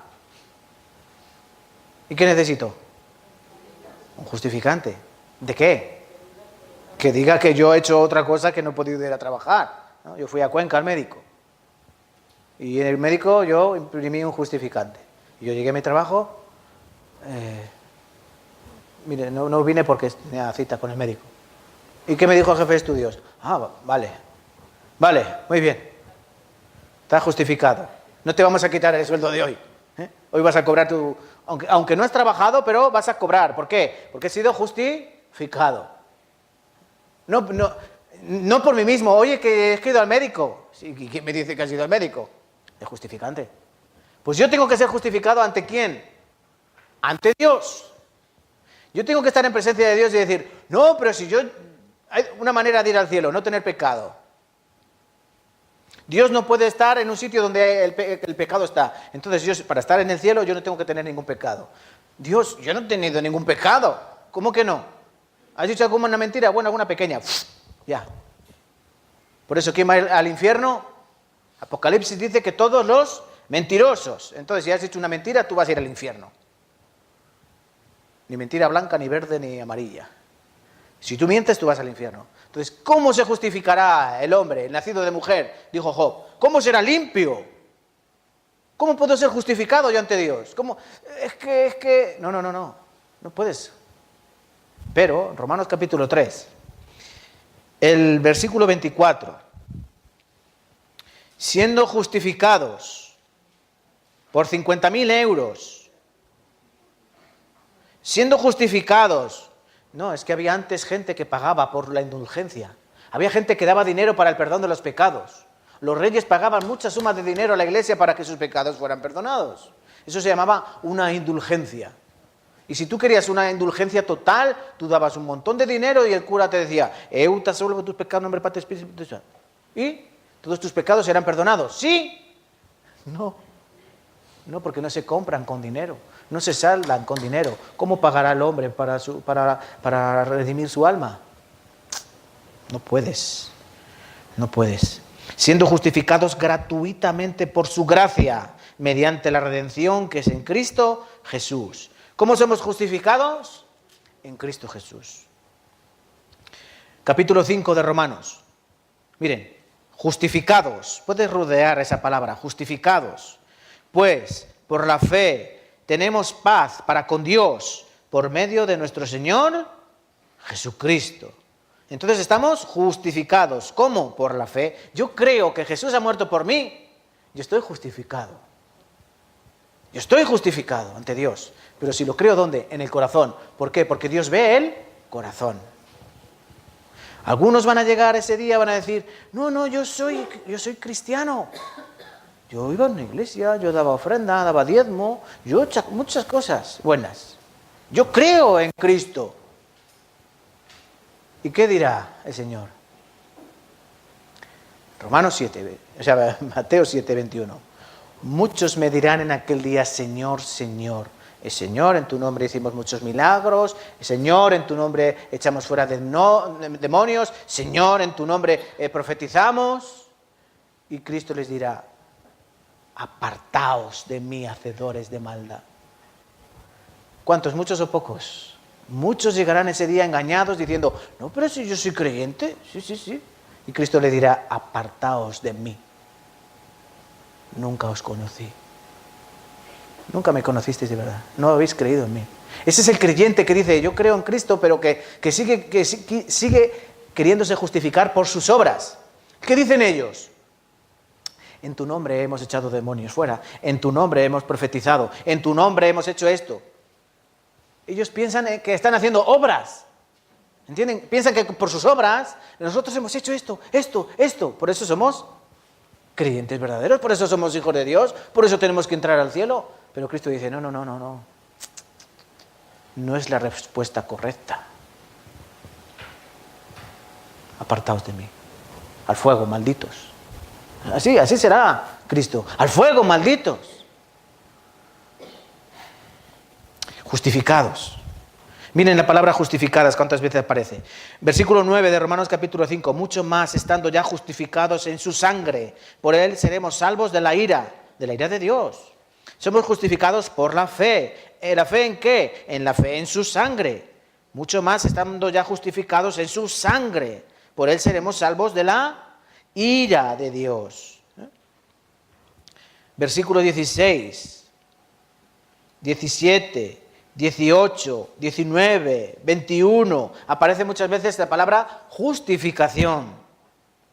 Versículo 18. Así que por la transgresión de uno, Adán, la condenación a todos los hombres. A Fernando, Luis, Julián, Dixon. Pone tu nombre, La condenación de todos los hombres. De la misma manera, por la justicia de uno, vino a todos los hombres la justificación de vida. De Dixon, de Fernando, Luigi, del que cree. ¿Quién pecó? Adán. Por un hombre vino el pecado, por un hombre la condenación, por un hombre, Cristo, vino la justificación, vino la justicia. Por un hombre la condenación, por un hombre la justicia. No se requieren 100 hombres, uno. Porque así como por la desobediencia de un hombre los muchos fueron constituidos pecadores, por uno, muchos.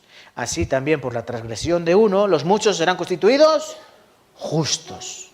Por uno. Por ejemplo, uno, Adán. De Adán salieron muchos, ¿verdad? ¿Y qué son? Pecador, ¿no? Pecador. Pues dice Cristo, uno, todos son, ¿cómo? Justificados. Hay que creer esto. mis pecados han sido perdonados.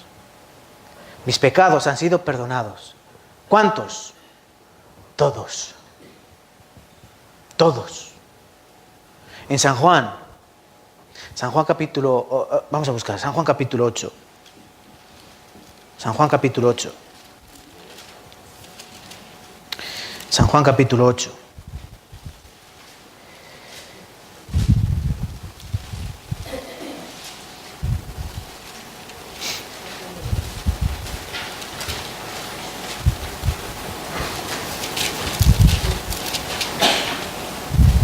No, perdón, San Juan capítulo 5. 5.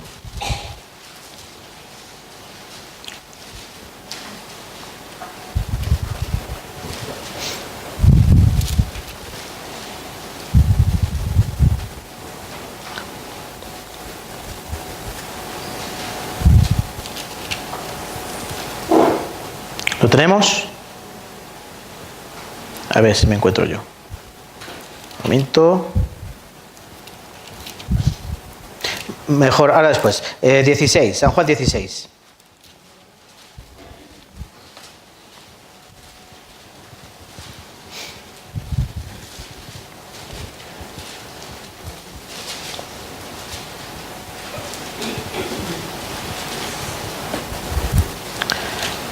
Versículo 7.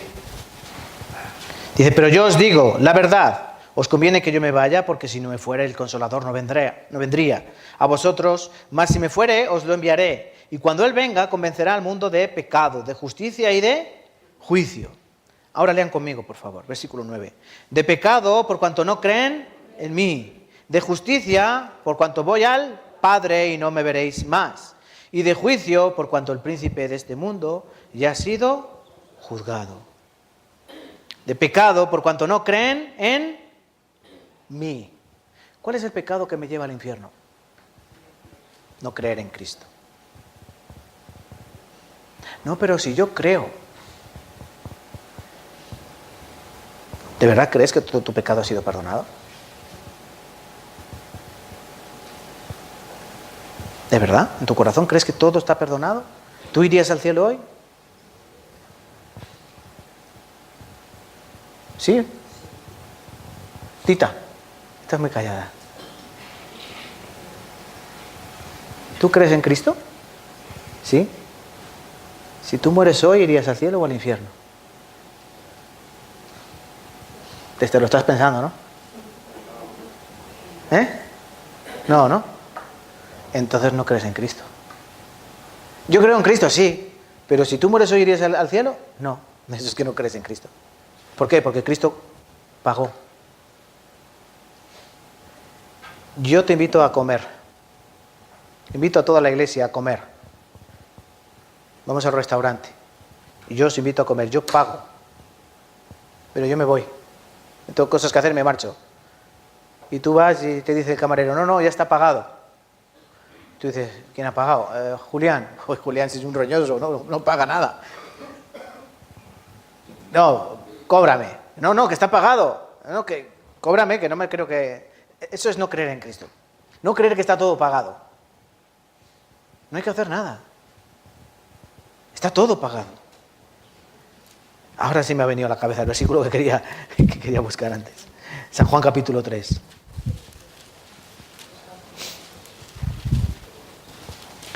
Me ha venido un flash. Señor, San Juan 3.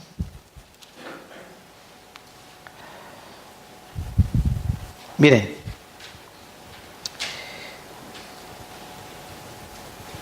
Versículo 18. Lean conmigo, por favor. San Juan capítulo 3, versículo 18. Dice, el que en él cree no es condenado, pero el que no cree ya ha sido condenado, porque no ha creído en el nombre del unigénito Hijo de Dios. Y esta es la condenación, que la luz vino al mundo y los hombres amaron más las tinieblas que la luz, porque sus obras eran malas. Porque todo aquel que hace lo malo aborrece la luz y no viene a la luz para que sus obras sean reprendidas. Mas el que practica la verdad viene a la luz para que sea manifiesto que sus obras son hechas en Dios. Pero miren aquí, el que en él cree no es condenado. Pero el que no cree ya ha sido condenado. El que cree no es condenado, aunque tú hayas obrado incorrectamente, aunque tú tengas pecados, pero si tú crees en Él, no eres condenado. Y ahora, miren el versículo final. El versículo 36 del capítulo 3. El que cree en el Hijo tiene vida eterna, pero el que rehúsa creer en el Hijo no verá vida, sino que la ira de Dios está sobre él. Son muy fáciles de entender estos versículos, ¿no? El que cree no será condenado. El que cree, vida eterna. El que cree, hijo de Dios. El que no cree, se condenará. El que no cree, vendrá condenación. El que no cree, ira. Dicen que los que... Aquí dice que está en la luz, ¿no? La condenación es ¿qué? Que la luz vino al mundo y los hombres amaron la tiniebla. ¿Yo dónde estoy? Imagínense, luz, ¿no? Ahora, tiniebla. Yo estoy en tiniebla, ¿por qué? Estoy cometiendo pecados. Pero no quiero que se enteren los hermanos de la iglesia. Pero yo estoy cometiendo muchos pecados. ¿Y el pecado qué hace en mi vida? ¿Yo quiero ir a la luz? No, porque la luz va a mostrar que yo estoy cometiendo pecados. Entonces la gente no quiere ir a Cristo. ¿Por qué? Por vergüenza. ¿Qué pasó con Adán y Eva en el huerto? Adán, ¿dónde estás? Estoy aquí detrás de los matorrales. ¿Sí o no? Estaba escondido. ¿Por qué? Porque tenía vergüenza. Pero ese día anterior estaba caminando con Dios. Creer en Cristo. Solo creer. Eso es ser justificado. Justificado. Vamos a buscar Efesios. Efesios, capítulo 1. Efesios, capítulo 1. Pregunta, examen. ¿Eso es posición o condición? Ser justificado es posición o condición. Está explicando lo que es posición y condición. ¿Estoy justificado? ¿Es mi posición o es mi condición? Posición. Mi posición es que estoy justificado. Es mi posición para con Cristo. Efesios 1, versículo 6. Van a leer las hermanas. Efesios 1, versículo 6. ¿Lo tienen? Por favor, lean. Efesios capítulo 1.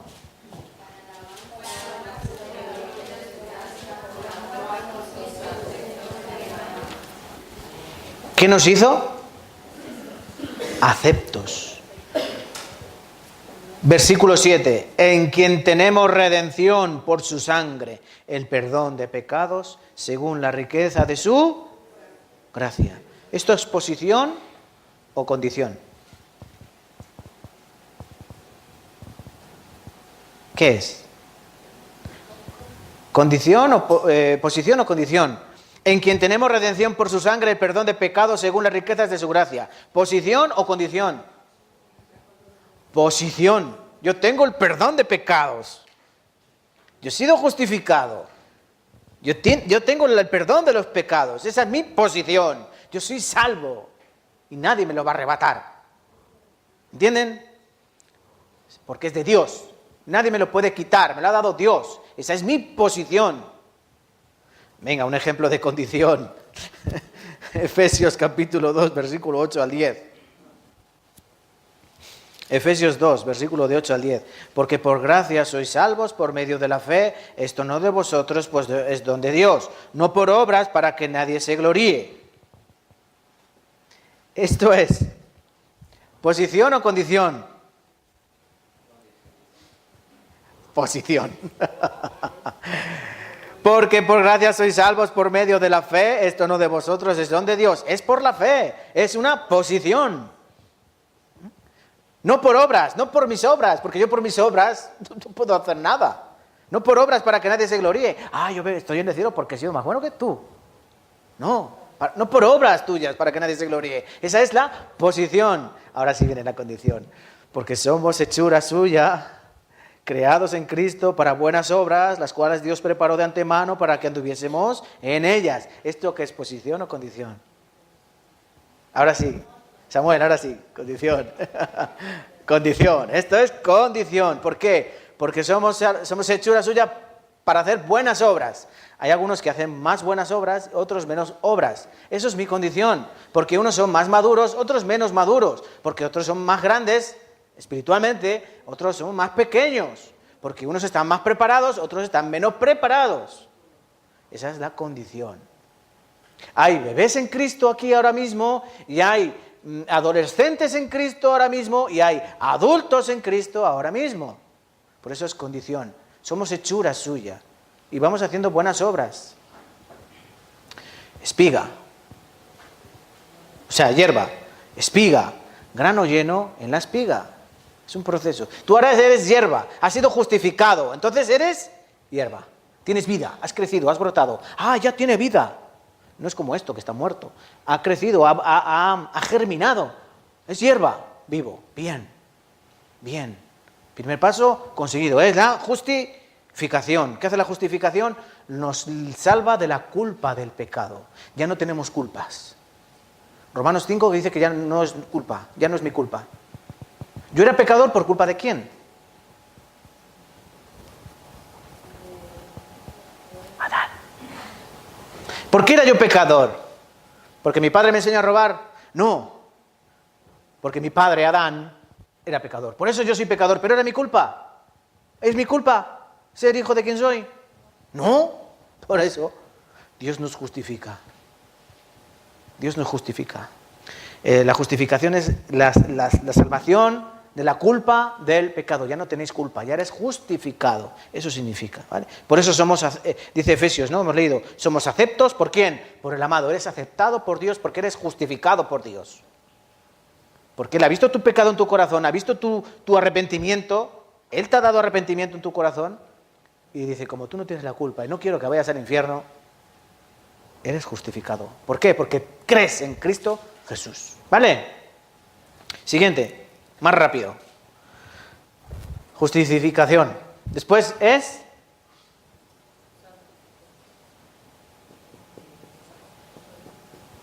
santificación.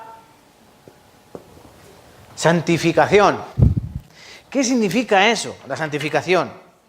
Pues si la justificación... ¿Está bien escrito? Santificación, sí. ¿Qué pasa? Escuchen, si aquí la justificación nos salva, nos libra de la culpa del pecado, ¿qué hace la santificación? Nos libra, nos salva del poder del pecado en nuestras vidas. Porque el pecado es poderoso o no es poderoso. El pecado tiene mucho poder. El pecado tiene mucho poder. Díganle a un hombre masculino, varonil, que deje de mirar a las chicas. Se lo voy a preguntar a los hombres. Hombres, varones, hermanos, ¿cuesta mucho o cuesta poco dejar de mirar a las chicas, a las mujeres? Sí. ¿Os cuesta mucho? Si pasas una chica con minifalda, escote, guapa, así, ¿les cuesta mucho no mirar?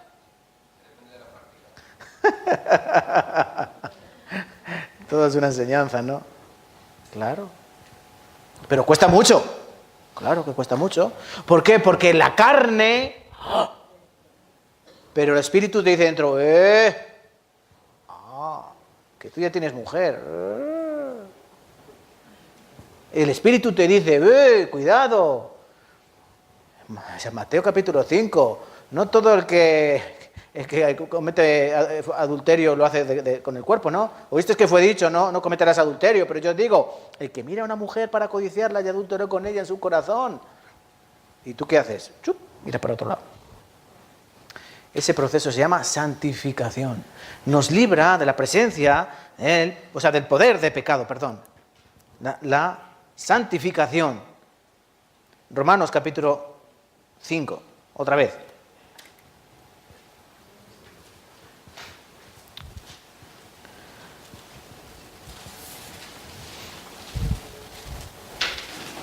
Romanos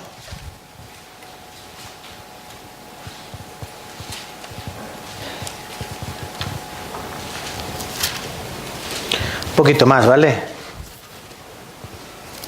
Oli, vamos. Romanos, capítulo 6.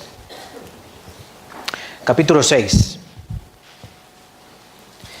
Miren el versículo 18. Dice, libertados del pecado, vinisteis a ser siervos de la justicia. ¿Para qué? Hablo como humano, por vuestra humana debilidad, que así como para iniquidad presentasteis vuestros miembros para servir a la inmundicia y a la iniquidad, así ahora ¿para qué? Santificación, presentad vuestros miembros para servir a la justicia.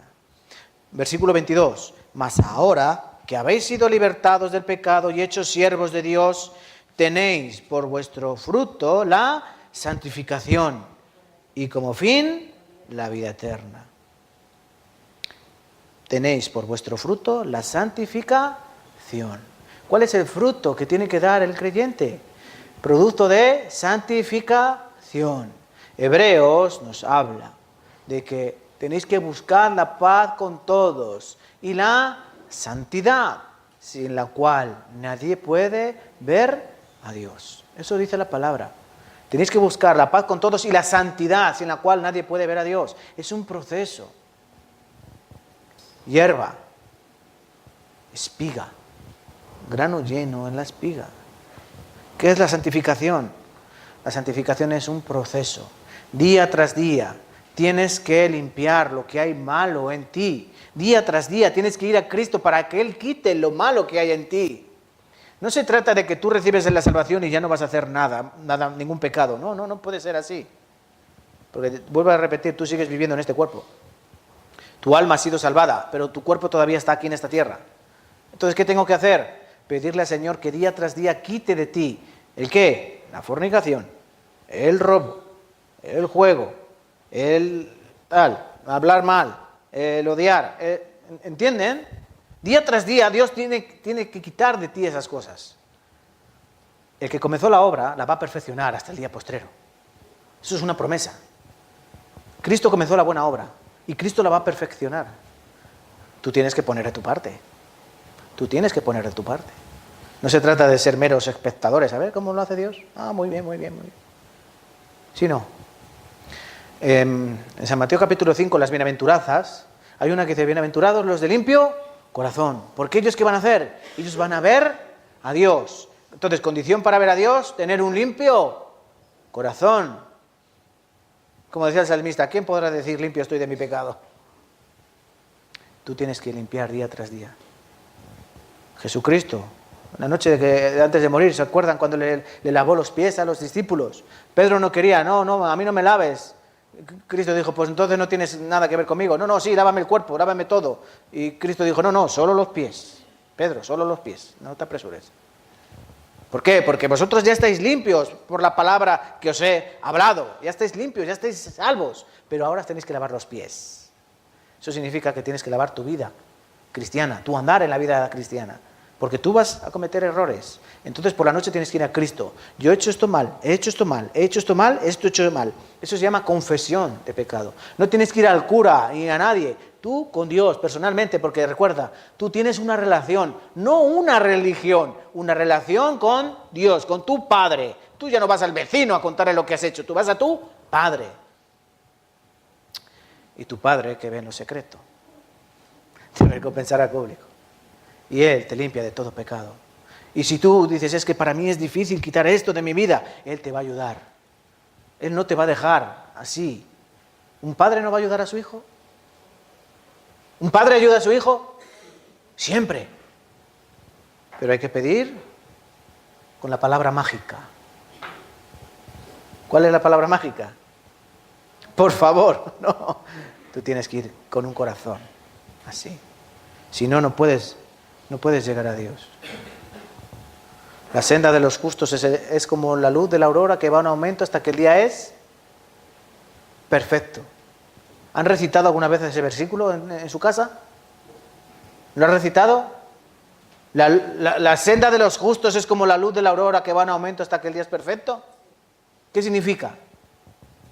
que el amanecer no amanece de golpe de un día para otro, sino que va poco a poco. Nosotros tiene que ser así la vida, poco a poco, poco a poco. Eso es la santificación, la santificación. ¿Y qué nos queda? Para terminar, ¿qué nos queda? Lo voy a poner en negro.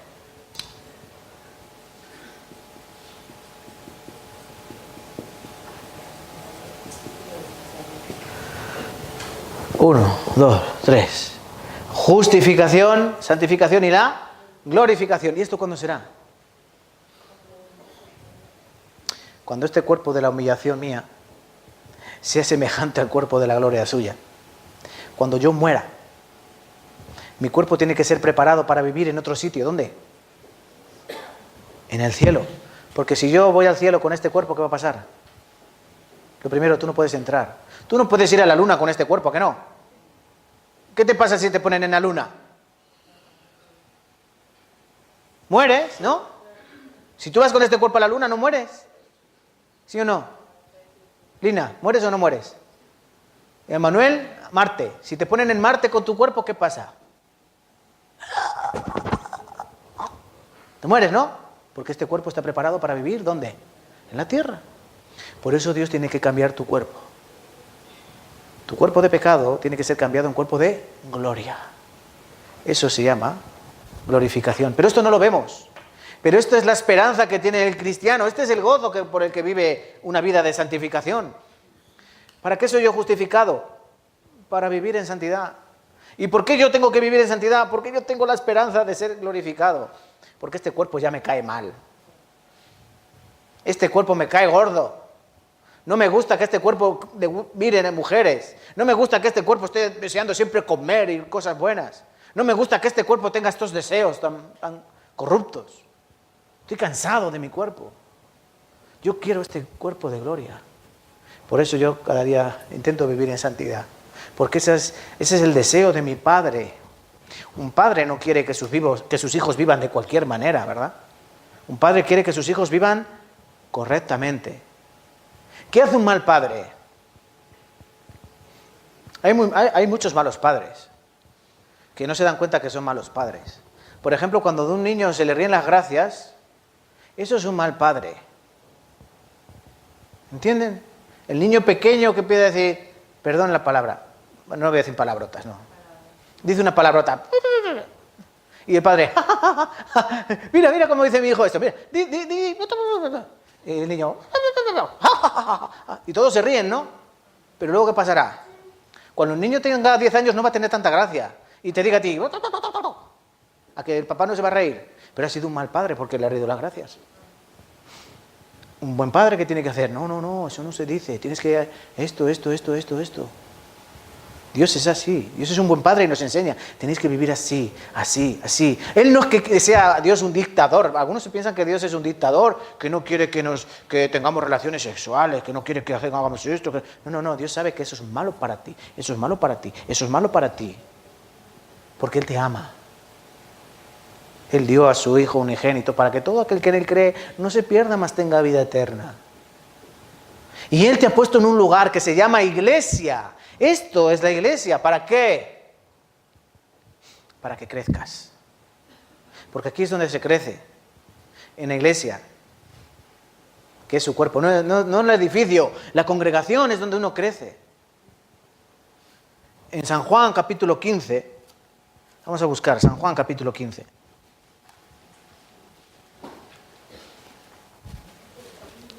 San Juan capítulo 15.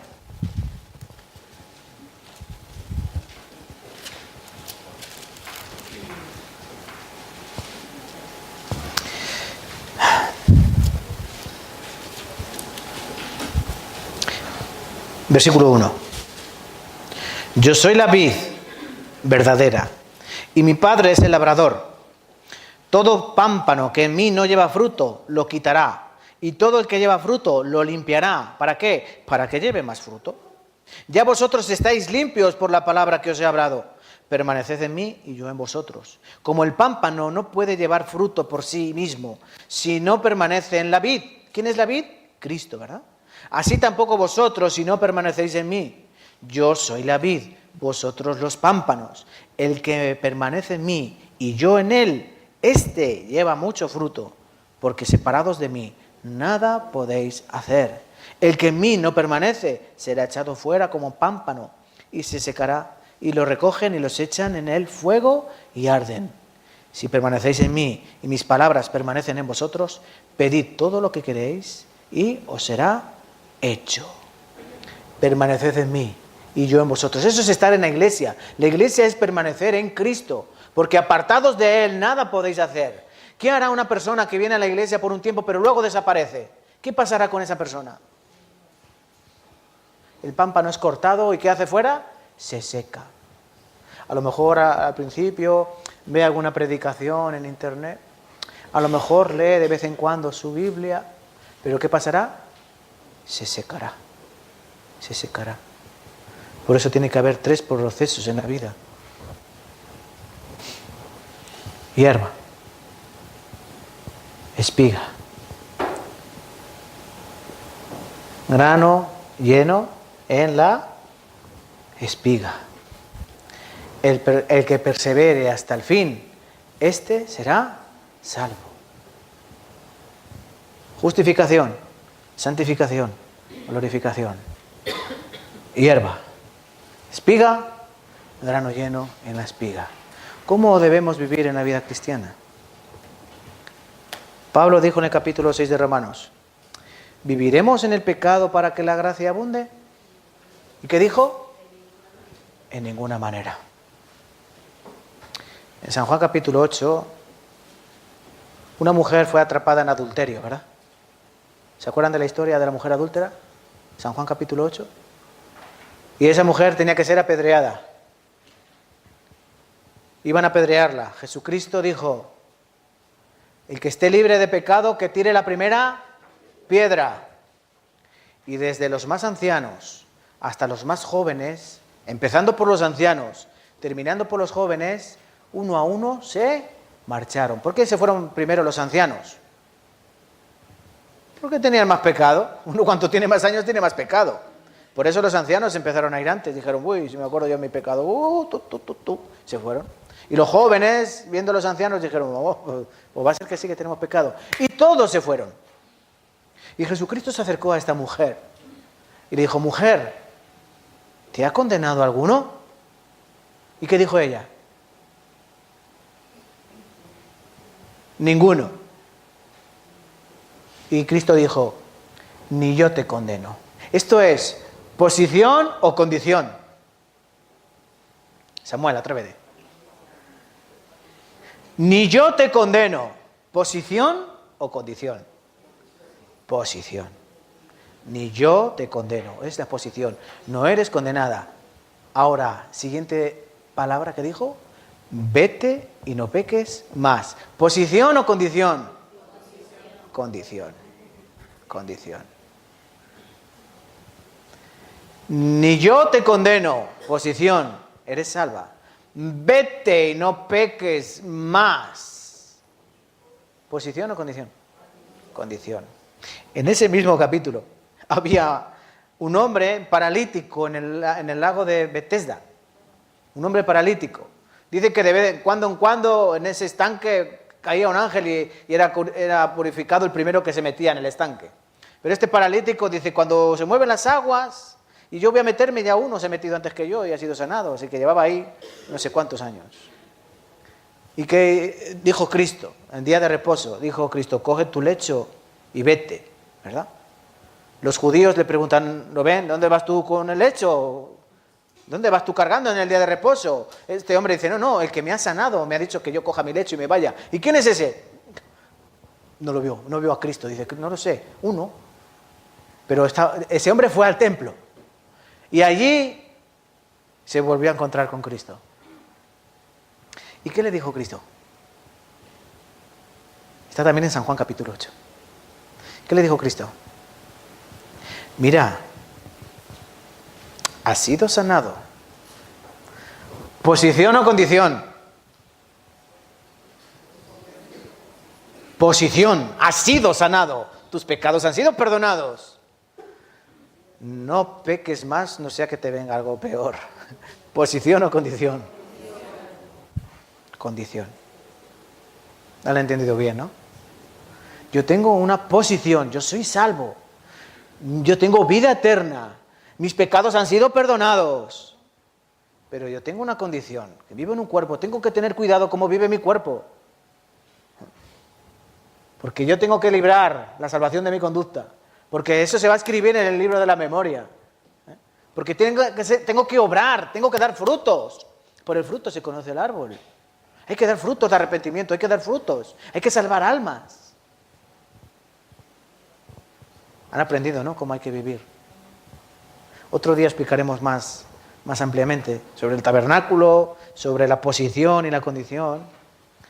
Espero que no tengan dudas y lo siento por extenderme, pero yo es que quiero que aprendan mucho como yo. Yo aprendo mucho y yo quiero compartirlo con ustedes, ¿vale? Tienen mucha suerte. Tienen mucha suerte. Los pastores 1 hora, aprenden muy poco. 2 horas está bien. Algún día me van a matar. Muchas gracias. Que Dios les bendiga. Vamos a orar. Hoy terminamos aquí, ¿vale? Padre Dios, te damos gracias, Señor. Porque eres bueno, porque eres misericordioso, porque tú nos muestras cada día cuán grandes cosas has hecho por nuestras almas. Tú nos has justificado, nos has pasado de muerte a vida, nos has dado libertad, nos has quitado las cadenas y nos has puesto unas alas preciosas con las cuales podemos ir a tu presencia. Y a través del velo roto, el velo rasgado, que es la carne de nuestro Señor Jesucristo, nosotros podemos entrar libremente a ese lugar santísimo donde tú nos esperas con brazos abiertos y nos dices: venid, venid, benditos, venid a mi regazo, venid a mis brazos, porque yo os estoy esperando con brazos abiertos. Él nos está esperando a que nosotros entremos en ese lugar. Por eso, Dios, no permitas que ninguno se quede a las puertas del tabernáculo pensando: entro o no entro, entro o no entro. Permite, Señor, dale un corazón para que puedan entrar, para que tú los sanes. Y sobre todo, Señor, permítenos que vivamos cada día en santificación, que día tras día vayamos quitando esas cosas que nos manchan en nuestra conducta, que cada día nos parezcamos más a nuestro Señor Jesucristo, porque eso es la vida cristiana, cada día parecernos más a aquel que nos amó en una cruz, parecernos cada día más a aquel que caminó en esta tierra hace 2000 años. Ayúdanos para que podamos hacer de esta manera, Señor, y que después, al final de nuestra vida, esta carne corrupta sea transformada en un cuerpo glorioso, que esta carne de la humillación nuestra sea transformado en carne, en gloria suya, para que demos toda la gloria por ti para siempre, por los siglos de los siglos. Amén. Muchas gracias. Vamos a cantar una alabanza.